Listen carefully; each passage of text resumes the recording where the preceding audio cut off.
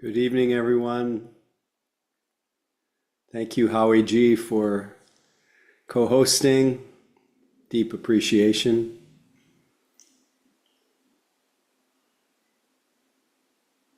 I know there are some Canadians here this evening.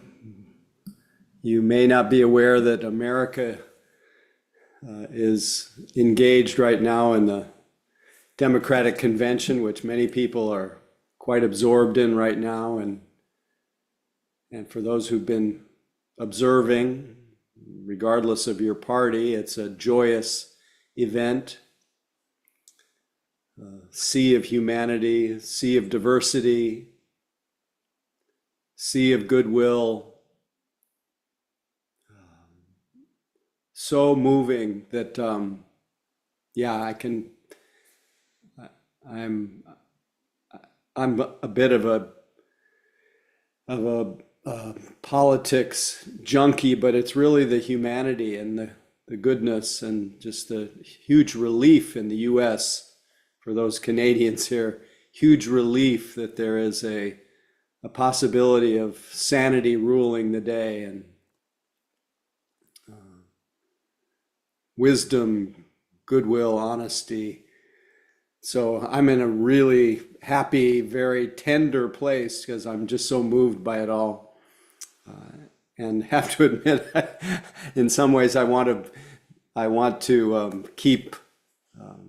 It's like honoring my sense of community to be part of the present gathering, but I'm also equally devoted to being together with you and reminding you of the good news of the Dharma.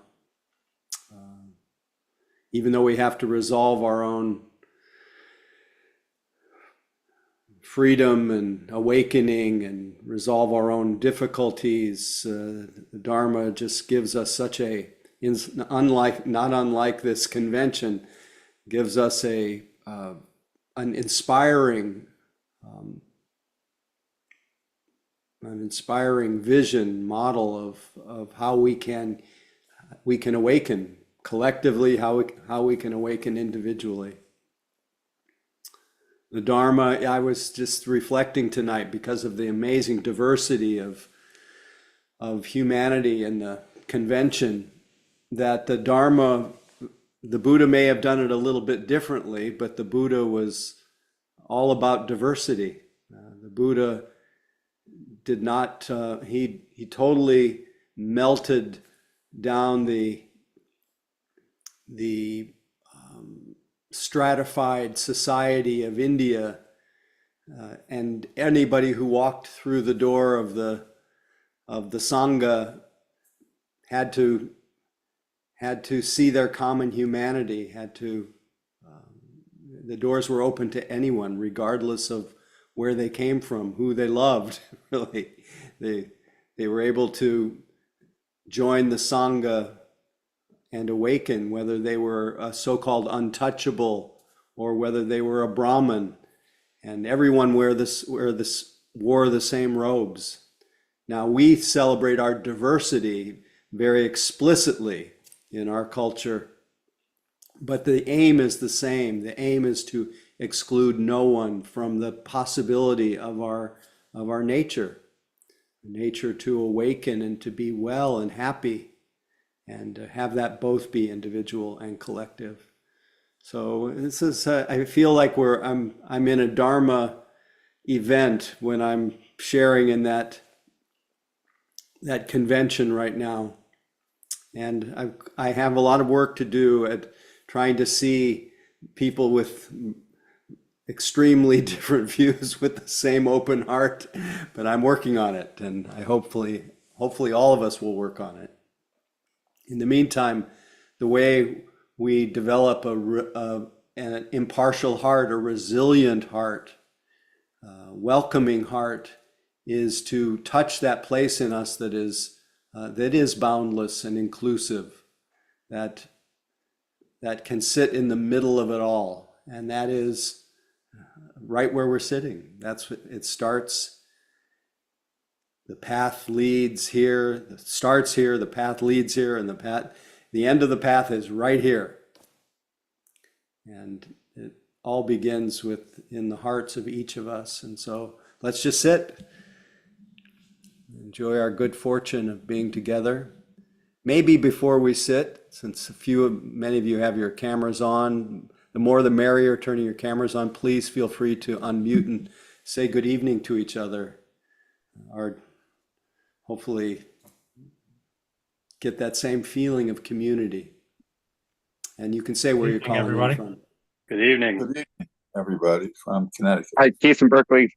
Hey, Steve. Hey, Keith. Hi, Susan from Berkeley too. Hi, Susan. It's great. East Bay. Hey, this is John from San Francisco. Welcome, everyone. Hi, John. I am Mark from San Francisco. Thank you all for your Hey, commitment. Mark. Katie from San Francisco. Great. Katie. Howie from San Francisco. Hey, this is fantastic. Eve from San Francisco. One of All us. right. Hi And from Jill- Maryland. Hi, Laura. And Jill from Canada, hi. Hi, Jill. Glad to see you. Leith from Canada as well. Hi, Leith. Great to see you. Angela in San Francisco. Hello, Ashala. Delighted about the American news, by the way. Delighted.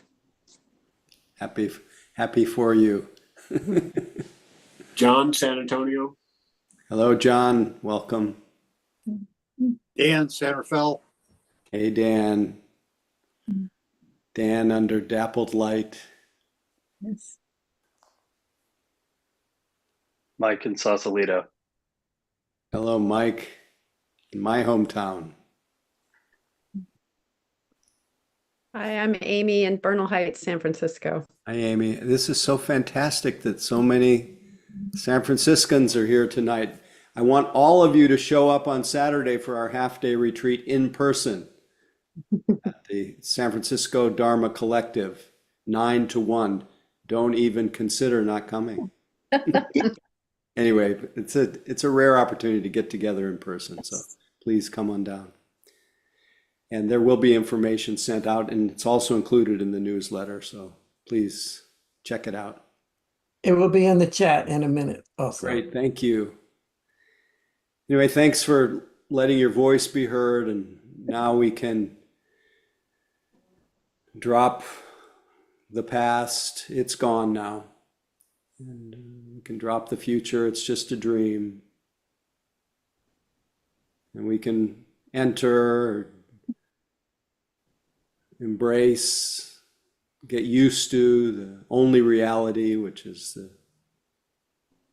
here and now. Everything else is imaginary. And the way to best do that and to have it most come alive is if we include all of our senses. We let our eyes close. Let yourself feel the one big sense, the body sense. Feel the sense of aliveness, vibration or pulse of the sitting body. Shape and form. The elements of earth, air, fire, water, the cohesion, the temperature, the vibration, the heaviness or the hardness, pressure. Just letting the feeling of the body fill your attention and let your attention fill your body.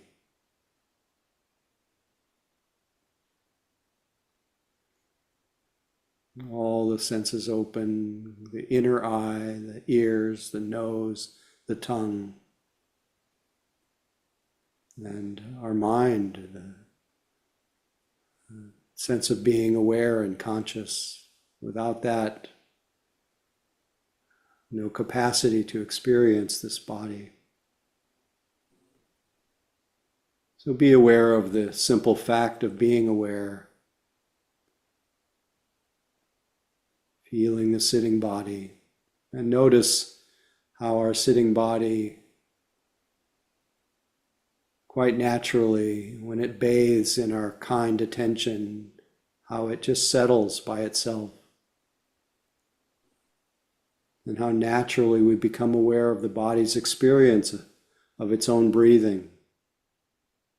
And we can just enjoy that experience of breathing in and breathing out.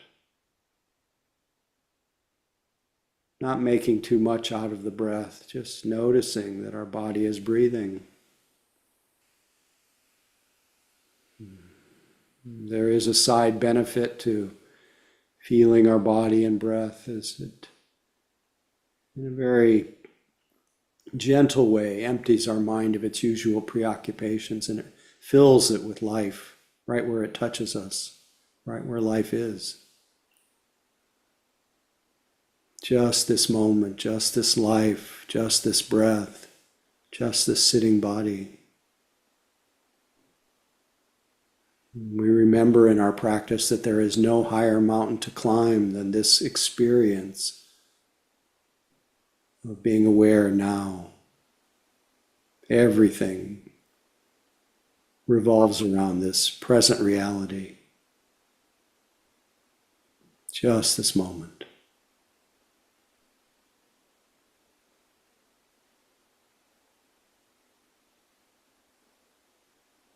Our body naturally quiets, our mind empties a little bit. We're much more easily able to notice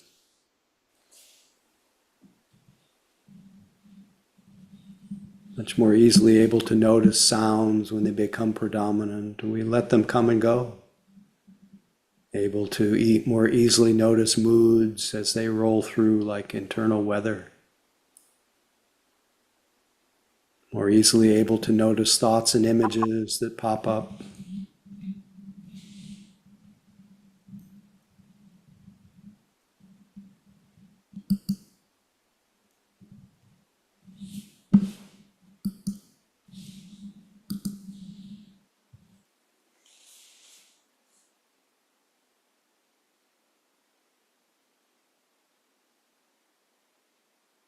Everything welcome.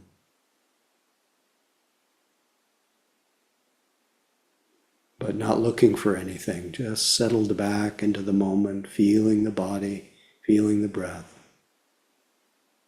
And then see what presents itself.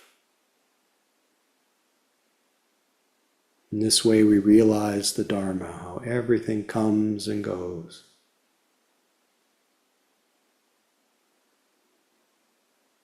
And we cling to nothing. We let everything come and go. Just this moment.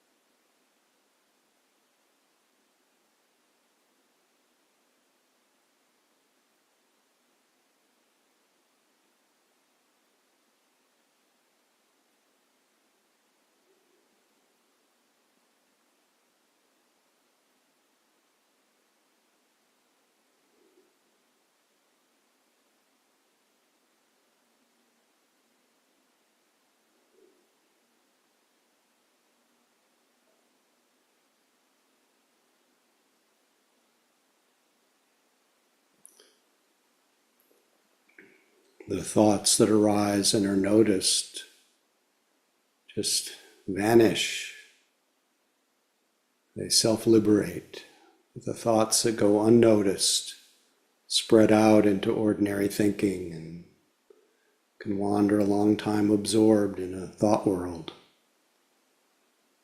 When mindfulness rises up again to notice that you've been absorbed, lost in thought, this is a moment to celebrate the reawakening.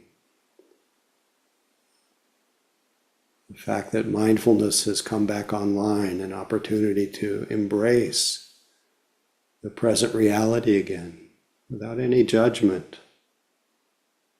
Just an appreciation of the simplicity, the beauty of this unfolding present. Uncomplicated present, the unfettered mind. Just this moment. Just what's here.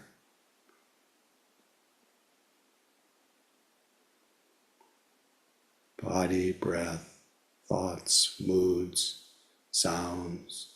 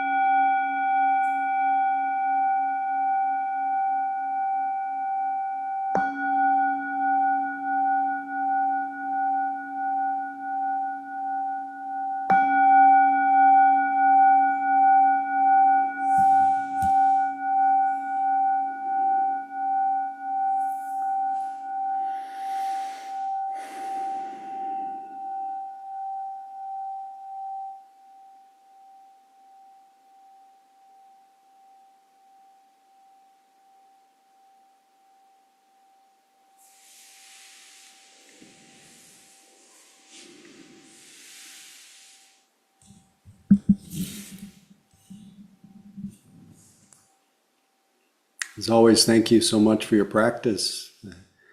Definitely helped sustain me tonight. Had a little bit of the dullness that came, but knowing you were there, it kind of kept me coming back, beginning again. And then always the reminder that that's the whole thing. There's no destination in time, but I want to be other than being awake, and that's only this moment. So any moment is a moment to begin again.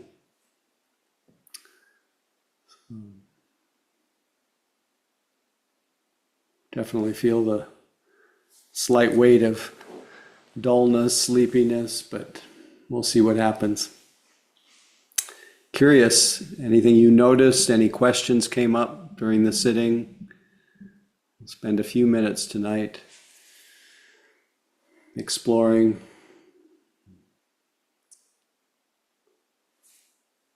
Don't hesitate to use the raised hand function or raise your hand and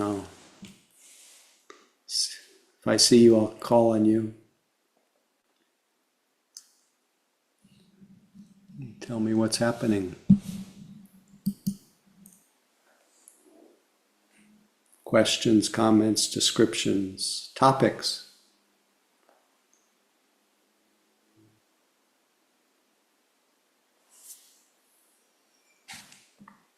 Please, Mike, feel free.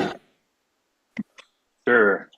This is the first time I've attended here, and Welcome. I'm new to meditation. I started with the MBSR program at UCSF, Great, and great.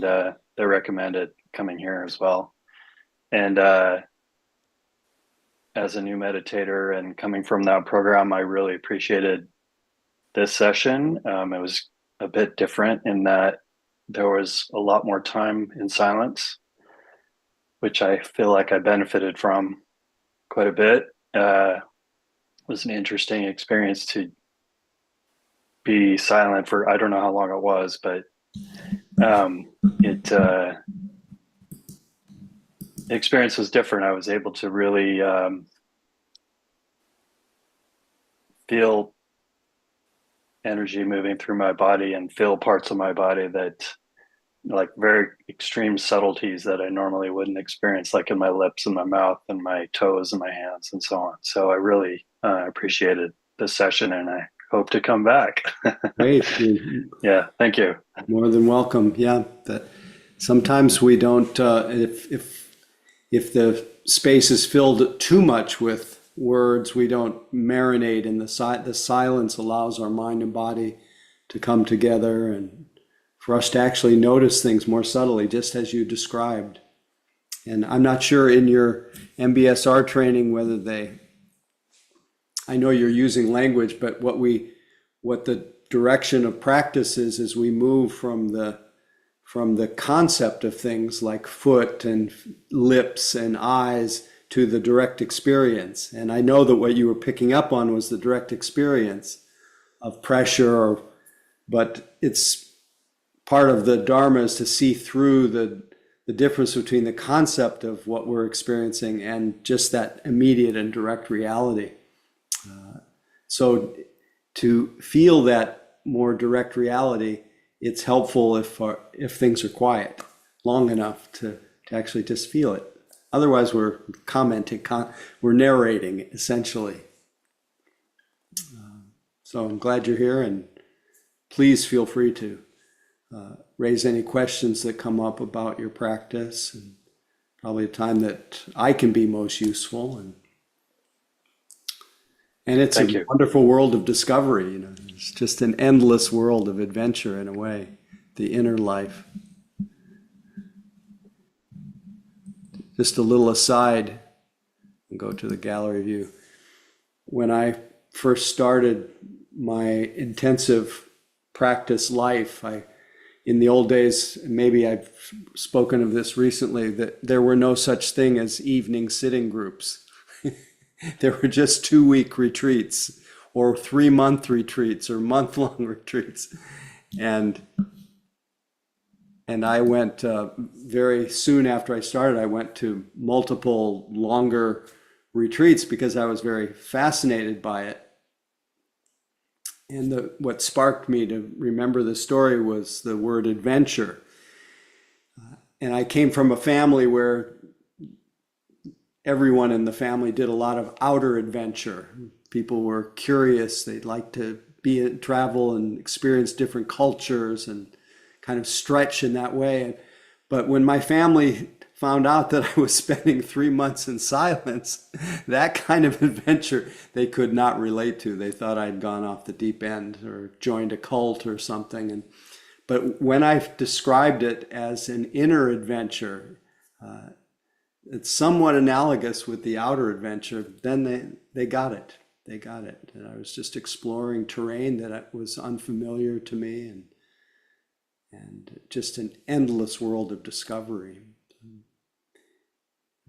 If we could just approach ourselves a little bit with that kind of spirit of adventure, and not gloss over things, not take things for granted, even sitting, it's not the same silence as it was yesterday. It's not the same sensations that it was yesterday. It really is ever fresh, and there's new discoveries all the time. So it's a good reminder, at least for me, to not take it for granted. Because I've been sitting more than 50 years, it doesn't mean it's not doesn't continue to be an adventure. So, Anne, please feel free. Glad to see you. Yeah, thank you. It is always an adventure. It is always different. And I moved about a month ago, and Yes. I'm 70 years old, so it was not easy to move after being in one place for 35 years. And so but I love planning things, so I really fell into the planning every little minutia about the move. And I got here, and I've been here a month, and I cannot unwind. And well, I can unwind if I wanted to, but clearly I don't want to. I love the distraction of planning. So in the sitting tonight, after about 10 minutes, I thought, oh, I got to have the distraction of planning. I have to plan something. I have to plan something. And I thought it was interesting. It was very much like that week 7-day retreat two or 3 years ago with you at Spirit Rock. And it felt like exactly like it felt 3 days into it, like I was desperate to go get distracted by something. And I just wanted to share that I'm grappling with it. I'm not struggling with it, but I'm grappling with it. So that's Well, it. I really appreciate you naming what we call and what the teachings describe as samsara. Samsara is this endless thirst to do, to have, to become, to this kind of obsession with what's next, and it often takes the shape of planning. And part of the good news of the Dharma is there's not just samsara, this endless need to plan, but there's also nirvana, the moments where your mind is free of the need to do something or to become something or have something or make something, where your mind is actually just open, simple, present, sufficient, full, home, enough.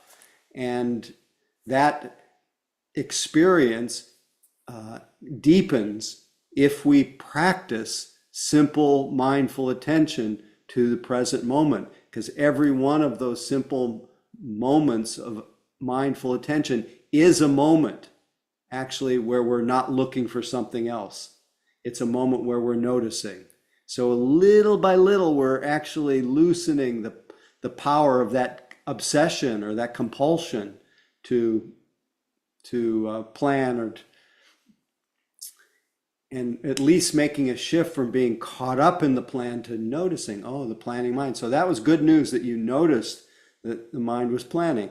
You want to say something, Anne? I'd love to hear. I just was thinking, it's hard to have it be okay to have nothingness. Well, the idea of nothing is not so great, but the experience of deepening into that quiet, you may discover that every desire you've ever had is fulfilled in that quiet. And I've been there, but for some reason, I'm scared to go back again. I don't know, that's the whole, I just realized we just opened a whole can of worms here. Yeah, well, I think what happens is we get into Yeah. addictive cycles Yes, of I think I busy, do. of becoming, and then it's a little bit harder to unwind. I need to unravel it. It's like Yeah. somebody who comes to a retreat like you described, and the first 3 days they're still very restless and wanting to distract, and then eventually mind and body come together. The present moment becomes compelling enough where your desire to be somewhere else or have some other experience starts to diminish a little bit, and it takes a little bit of time. So Okay. it's probably just the fruit of the momentum of all of that doing, all that Yeah, I feel like I'm preparation. gonna hit a wall. So yeah, just be very patient with that too. Okay, But thank you. I would choose nirvana over samsara. I'll take I Nirvana. wouldn't glorify that endless need to distract yourself because that's a kind of suffering. Yes, it certainly feels like it. Yeah. And you're not bound by that either. You can step off of that wheel. Okay, Good luck. thanks. Anyway, good luck with your new space too. Thank you. I hope it goes well. I remember you showing me the beautiful environment around it. Yeah, It's big stunning. countryside. It's gorgeous. I love it. It's in a great area. I'm happy to be here. Great. Thanks. Anyone else? Anyone else want to confess their samsaric? Please, Mark, feel free. Thank you, Howie. It's good to see you. I think I started noticing this a while ago, like years ago, but I'm sure it was after I started doing some meditation. And all of a sudden, I remembered that when I was maybe 7 or 8 or 9 years old, I would wake up in the morning and this particular thought or thoughts would go through my head. And they went like, who am I? What am I? And the feeling that went along with them was sort of uncomfortable. And I can't describe the feeling. It was nothing like I've ever felt before, but it was like, it was uncomfortable. Who am I? What am I? Who am I? What? So I'd get out. I mean, I was like 6 years old. I'd get out of my bed and jump into my parents' bed, and then it would be okay. But what I noticed today was I started going after the who am I, what am I, and of course, no answer to that. But something different started, is that I started looking, instead of trying to look at the answers or finding the answers, I started looking at who or what is it that's asking that question. And of course, I couldn't find that either. But that was something different anyway. Well, thank you. It's exactly what the Buddha did. When the Buddha found that he couldn't find a sense of I in the body and the moods and the thoughts or anything that could come and go, the deep question arose, well, what is it that's noticing? Who is it? Who am I? And in a flash of insight, in finding nothing, his mind just relaxed and opened, and there was just freedom. Freedom from being somebody. And that the discovery that being somebody was actually an idea, and a burdensome idea, because once one becomes a somebody, then it has to be defended and protected and enlightened and healed and solved and really to function beautifully as an individual. That sense of being somebody is more of a hindrance than a help. It's a little more. The question I was asking myself, who am I? Well, I was asking the who am I, but I was also asking the what am What I? am I? Well, that's a better question because the who implies a somebody. The what is a little bit more mysterious Yeah, it was. and actually reveals uh, not a what that exists as a thing or a place, but yet that what is discoverable as just your natural state. I don't want to say more without adding more ideas, but thank you. Mary, Hi. Well, as you can see, I'm you're sitting in my outdoors. car at the beach Hey, and it's getting dark. I was at the farmer's market and was running late because I had a very nice FaceTime with my son and his family. And nice. I just wanted to share I had a really good day today. A job I've been waiting on came through. I like Oh, the political hopefulness. And I just got to FaceTime with my grandson who's turning 10 today and is very thrilled. congratulations. And the little one too. But they just little kids are so joyful. They're just like I feel like I took happy pills or something. Yeah, Anyway, I just thought it'd be nice for a change to just share some uh beautiful. some good stuff with my friends there.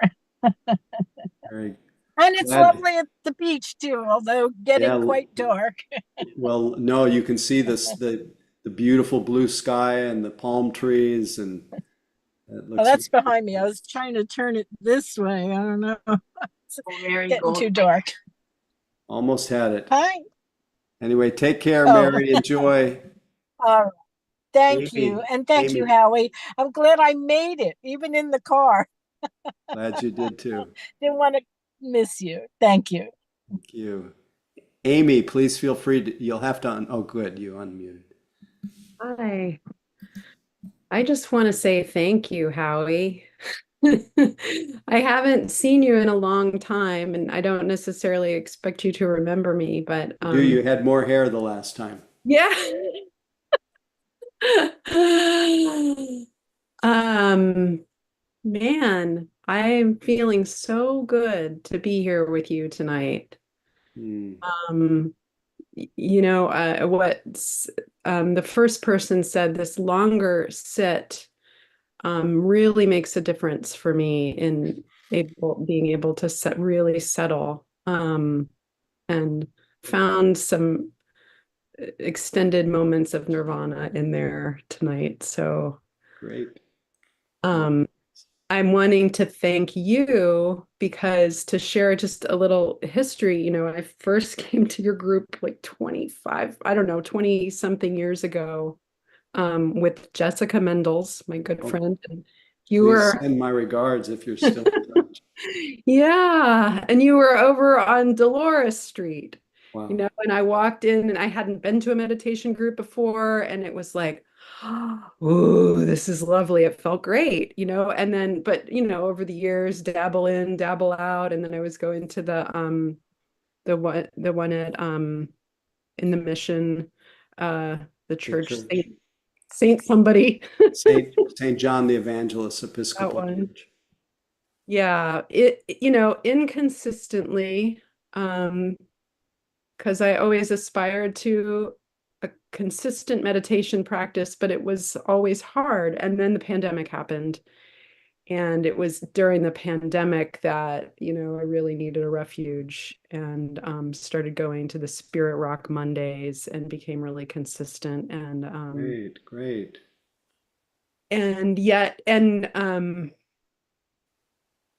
And I've gone on a 5-day retreat is my longest experience now, but that was absolutely amazing. And I've tried different one-off, nightly sittings with different teachers. But most of them do like a 20-minute sit and then a Dharma talk. And so I really value this longer sit. And I just immediately upon arriving tonight was like, oh, Howie, you just, That's this so is sweet. not an ego thing, I you know, I mean, whatever, but like your warmth and your gentleness, Well, thank you. I've missed, and I feel so welcome to come back and be at home in myself. You just really provide a sense of safety for me that I'm so grateful for. So I Thank you wanted so to say much, and that. thanks for sharing your heart. And I think everybody got the transmission of your goodness. Of course, I'm the beneficiary, but I think everybody picked up on it too. Thank you. Thank you. So I'll have to come on Saturday, I guess. Yes, you will, in person. Yes. Thank you. Anyway, welcome back. Anyone else before we shift gears? I'd rather, to tell you the truth, I'd rather, not just because you're thanking me, but I'd rather hear from you than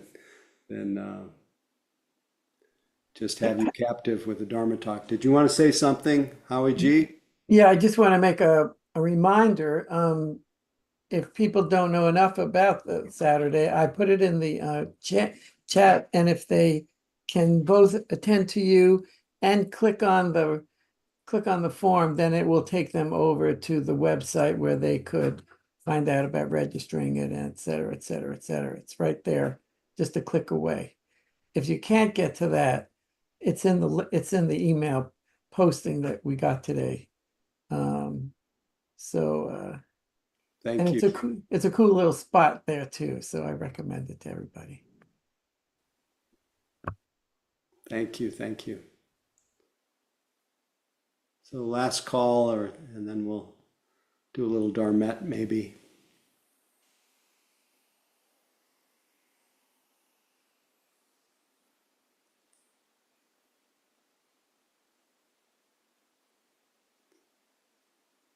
Okay. Well, let's just pause. Just let yourself just feel the space after your last thought has ceased to before the next one comes. Notice your mind. Is there not a vivid clarity? Not really with anything in particular to see, but just clear mind. Soft heart.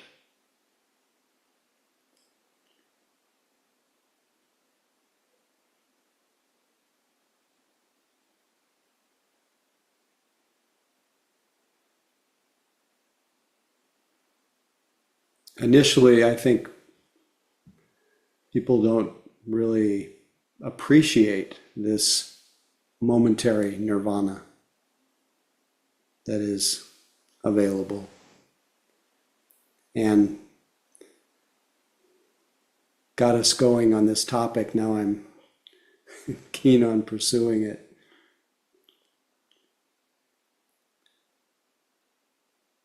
So it's not always what's present in these simple moments of being aware, paying attention. It's just as important, maybe becomes more valuable to see what's absent. What's absent in these moments of simple aware presence is frustration, dissatisfaction, insufficiency, lack, waiting, hoping, expecting, pressure. There's just openness. And if you stay in this openness, as one of my favorite teachers, Nisargadatta, says, he says, when the mind is free momentarily of its usual preoccupations, that's what it's like when we're present in a slightly more continuous way. He says, when your mind is momentarily free of its usual preoccupations, it becomes quiet. And if you don't disturb that quiet and you stay in it, you'll discover that it's permeated with a light and a love you've never known, yet you recognize it at once as your natural state, as your own nature. Once you've tasted that, and I know you said you've tasted that, you'll never be the same person again. As he puts it, the unruly mind will break that peace and obliterate that vision, but it's bound to return if the effort is sustained.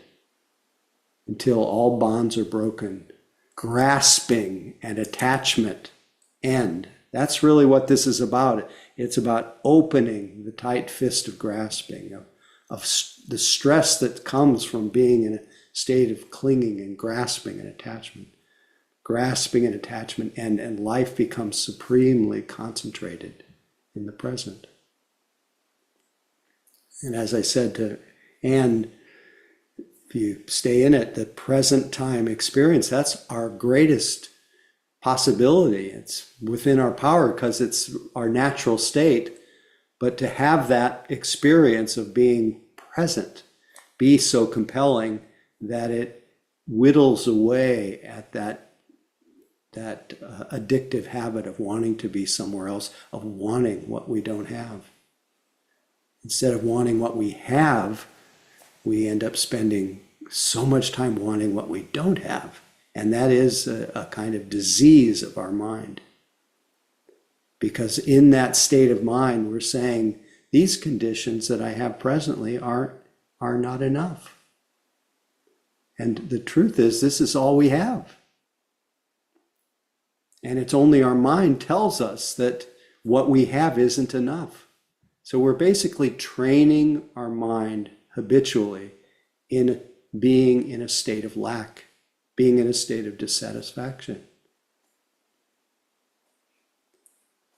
But because we're so trained in that state of dissatisfaction, so trained in wanting what I don't have and not wanting what I do have, it requires some unlearning. It requires some getting used to, some help from others to sustain our attention here long enough so that we see the beauty of what we are and have already, which is this quiet, aware presence. This place in us that is unmoved, that is like the ground itself, it's not even a place, it's a state of mind. It's a state of mind of being free, unbound by a need for something else to happen. I think I shared last week, either on Tuesday or Wednesday, I was with the Regina, Saskatchewan Sangha. Some of you may have been there, but I shared what I consider a rather humorous but very deep poem from Rumi, where he said, failure is the key to the divinity within. Your prayer should be, break the legs of what I want to happen, humiliate my desire, eat me like candy. It's spring, and finally I have no will. So we unfortunately take the long path of wearing ourselves out with being in a state of samsara, of endless wandering, endless waiting for a future that never arrives. We just keep spinning. And I'd rather us not have to tire ourselves out, not to have our desires humiliated, but to, with wisdom, just notice that any moment we can open our fists, we can relax. Just let go. Just remember Ajahn Sumedho says, especially for people who are obsessed by compulsive thinking, you simplify your practice down to 2 words: let go. He says, rather than try to develop this practice and go into that and achieve this and achieve that and study the Buddhist psychology and the Madhyamaka and the Prajnaparamita, these are all these different teachings. Learn the Hinayana, the Mahayana, the Vajrayana, become a world-renowned expert on Buddhism and be invited to great international Buddhist conferences. Just let go. Because I did this, nothing but this for about 2 years. Every time I tried to understand or figure things out, which is a kind of craving, I'd say, let go until the desire would fade out. He says, so I'm saving you from getting caught in incredible amounts of suffering. He says, there's nothing more sorrowful than having to attend international Buddhist conferences. He says, some of you may want to become the Buddha of the age, Maitreya radiating love throughout the world, but I suggest just being an earthworm, letting go of the desire to radiate love throughout the world. Be an earthworm who knows only 2 words: let go, let go, let go. And you see, it's like a little muscle that releases, and here we are, and it's this rest that can come that gives a sense of resilience. It gives a sense of a heart being tender, gives a sense of being able to respond, to be free of our own preoccupations, so that we can actually join with each other, care about each other, help when help is needed, because we're not in that state of angst. We're free. So try it. That's why we meditate. It's just to be aware, be here, be free. So we say be mindful, be free, it's the same thing. See, being mindful is not to become mindful. It's not to become someone. It's not to become a great meditator or the world's expert on Buddhism. It's to be free. And it turns out that there's the byproduct of being aware, being free, because every moment of mindfulness is a moment of being free of greed, hatred, and delusion. But the byproduct is that as you see so much here, you gain why it's called insight meditation. You gain insight. That clinging brings stress. That letting go brings freedom. You gain insight into how everything is changing. So even that which you gain or grasp, become, has a shelf life, it's a temporary pleasure, and leaves in its wake more wanting. So you have insight. You don't just adopt a view about that, you see it. Oh God, my mind is just incessantly dissatisfied. And there's no rest in that. And let this insight into the restlessness of mind be the springboard to me learning how to let go. Just be here. So I let go through insight or through mindfulness. I let go through goodwill, just wishing people well. That's another form of letting go, is love. I let go through generosity, just give my time, my energy, my resources, all those ways that we learn to let go of our own selfishness, our own preoccupation. And let our sense of being not be so narrow and going somewhere, and just much more wide. Realize that there's no need, as the same poet Rumi says, there's no need to stay in prison, in the prison of becoming, when the door is so wide open. He says, come out of the tangle of fear thinking, live in silence, flow down and down and down in ever widening rings of being. So I choose nirvana, even though I get caught in samsara. And samsara isn't a place either. Nirvana is not a place. It's a state of mind. And that state of mind can flip in a moment from samsara to nirvana, if we just notice. So may we all wake up. May we all make ourselves available. May we all grow in the pillars of the Dharma, in generosity, in harmlessness, in wisdom, all fulfilled by those momentary moments of nirvana, nibbana, the cessation, the quenching of the thirst. I don't know if any of you have, this is the last thing I'll say. There's a very famous sutra. I don't always give little raps about it, but because it sounds so extreme in a way, but it's the fire sermon. And it's one of the Buddha's most famous discourses. And the fire sermon says the eyes are burning, the ears are burning, the tongue is burning, the body is burning, all the senses are burning. And it's basically, he's saying that it's burning with greed and hatred and delusion, that we get so caught in our senses that we're constantly in a state of hunger.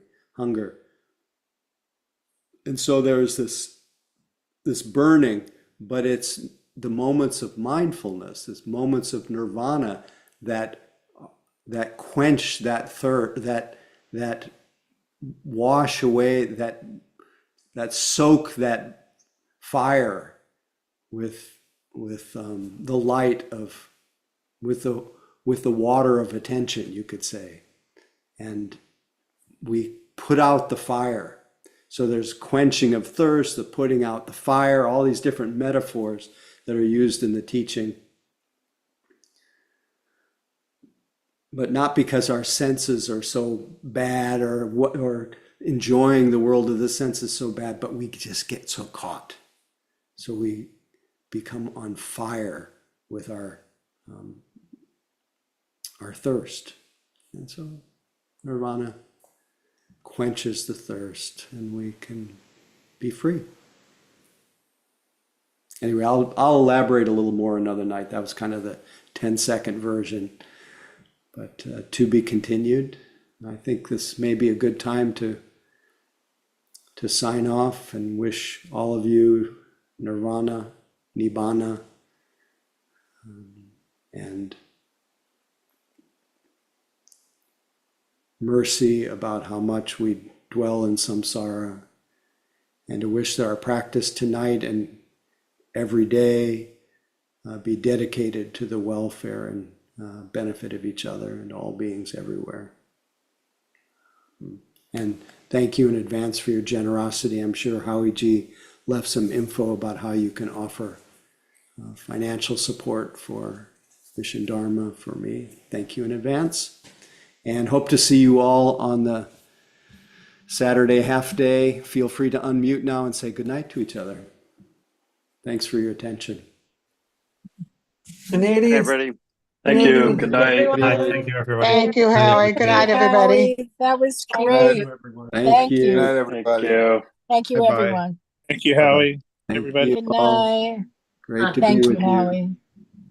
It was a great talk. Thank you. Thank you. Thank you. Good Good night. night, everyone. Good night, everybody. Thanks, Howie G. You're Howie, very I had a quick question if you have another 2 minutes. Sure, no problem. One of the pieces that I get caught in my own thoughts about is in terms of planning. So let's imagine you want to get some friends together. So the idea is, there's community, there's, some very positive things about that. But of course, you've got to plan to do that, right? Yeah. And in getting together with other people, it's not all about me. Like I'm not, I don't just sit down and write down, well, here is the flow of the evening. Here's what's going to happen. Right? I mean, there's interactions, there's people who get busy. There's, and so, and of course, you set a timeline or a deadline by saying, let's get together on this date. I mean, obviously, you have to be in the same place at the same time. So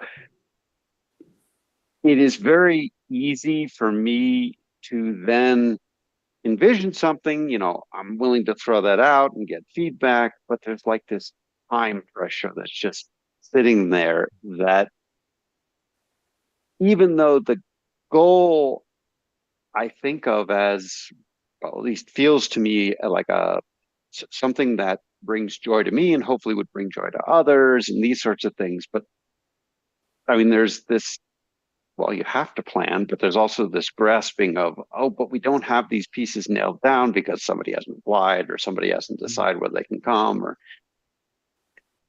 any thoughts on questions I can ask myself? It's a great question. But of course, planning is just part of our life, and it's always an advantage to know that nothing can actually make you any happier than you are fundamentally, that you already have the basic medicine.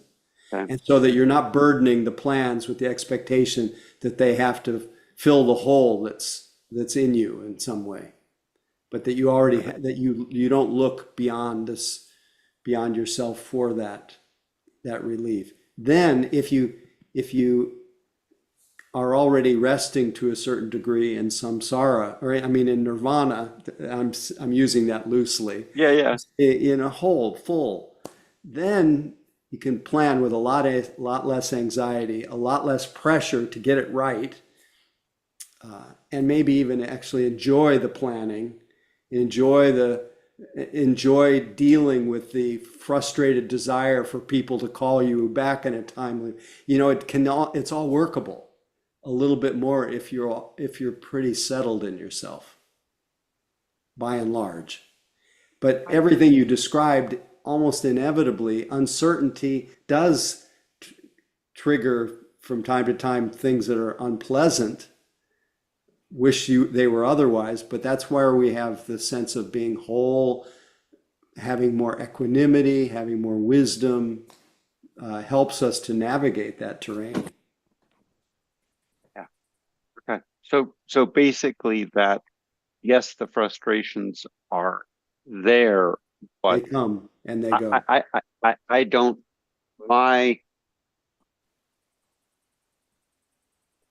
my well-being or my happiness doesn't fundamentally depend on those. Hopefully things. That's the case. That's the direction. And we have to be, the way we fulfill our practice is we are mindfully externally to the conditions. We're aware of what the condition. We're externally and we're mindful internally. We're actually working with those states of mind that will show up because we're conditioned. And so if you feel frustrated, that's just frustrated, Buddha. You just notice that and you work with it. So the trick that our mind plays is, oh, maybe I could get to a place where I don't have any of these, I don't have to deal with anything. And it's magical thinking. Yeah. Anyway, Thank good you. luck. Thank you very much. I I really love that appreciate you're it. trying to get together with people. I think we've gotten so isolated that we're in a brave new world. So good on you. So thank you. Good night, everybody. And I will not be there on Saturday because unfortunately I'm already out of town. But I will be there in spirit. I would love to be There's there. no excuses. That's fine. Anyway, just Good night, everybody. take care. Take care. Thanks. Good night, Howie.